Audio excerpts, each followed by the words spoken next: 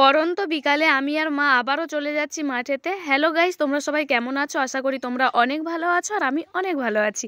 তো চলো আজকের মাঠে গিয়ে কি কাজ হবে সেটাই তোমাদের সাথে শেয়ার করব। এই যে দেখো, আমি, মা আর বাবা কাজে লেগে পড়েছি কোমর বেঁধে। আর ছোটোবেলায়, শীতকালে ছোটোবেলাতে আর অল্প সময়ের মধ্যে সন্ধে হয়ে যায়, তাই তাড়াতাড়ি চলে এসেছি মাঠে। আর ওদিকে দুটো দাদা কাজ করছে আর আমার ভাই এখনও আসেনি। আমরা তিনজন এসে এখন কাজটা শুরু করে দিয়েছি। বাবার কোমরে লাগা, তাই বেশিক্ষণ গাদা দিতে পারেনি, তো দাদাকে ডেকে গাদাটা দিয়ে দিয়েছে। আর এখানে দেখো, আমি ধানগুলো হাতে করে নিয়ে গিয়ে ওখানে দিচ্ছি, তারপরে ওখান থেকে ভালো করে সুন্দর করে গাদাটা দেওয়া হচ্ছে।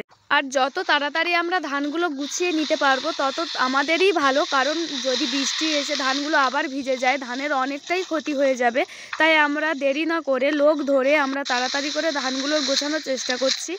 আর তোমরা সবাই জানো, প্রত্যেকটা চাষিও জানে যে তাদের ফসল যাতে ক্ষতি না হয় তার জন্য তারা কঠোর পরিশ্রম করে ফসলগুলো বাড়িতে তোলার চেষ্টা করে।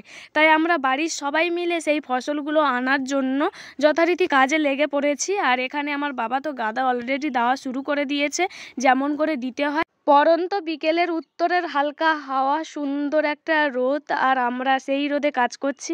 এখানে ভাইও চলে এসছে, এসে কাজও শুরু করে দিয়েছে।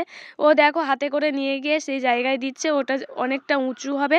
এতটা টাইম কাজ করলাম, এবার তো আমাদের একটু রেস্ট নিতেই হবে। এখানে ভাই আর বাবা গল্প করছে। ভাই কিছুতে আর উঠতে চাইছে না, বলছে আর একটু বেশি করে আমাকে রেস্ট নিতে হবে। ভাই বসে বসে বাবার সাথে গল্প করছে।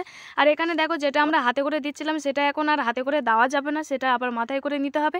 আমি আর ভাই বোঝা সাজিয়ে দিচ্ছিলাম, বাবা মাথায় করে বয়ে দিচ্ছিল। আর এখানে দেখো, আমাদের সূর্য মামাও আমাদের দিকে আর ঘুরে তাকাচ্ছে না, সূর্য মামাও ডুবে যাচ্ছে। আর আমাদের কাজটা এখনও এতটা বাকি থেকে গেছে।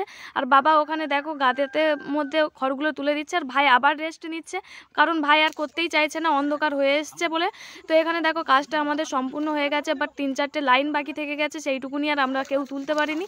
দাদাগুলোর ভীষণ কষ্ট হয়েছে। আর ওপরে ভাই দাঁড়িয়ে আছে। এইখানে আমার তো ভূতের মতন লাগছে, একদমই চেনা যাচ্ছে না আমাকে। ওপর থেকে ভাই এবার লাফ দিয়ে পড়বে, ওই লাফ দিয়ে পড়লো আমার ভাই, ওই পড়ে গেল। তো চলো দাদা এই ওপরে নামবে, তারপর আমি আর বাবা চলে যাচ্ছিলাম বাড়িতে। আর মা এখনো মাঠের মধ্যে কাজ করছে, আর ভাই জুতো আনতে গেছে। আমাদের জমিতে যে গাছগুলো লাগানো হয়েছিল সেগুলোর মধ্যে জল দিচ্ছে। চলো টাটা, বাই বাই, পরে আবার তোমাদের সাথে দেখা।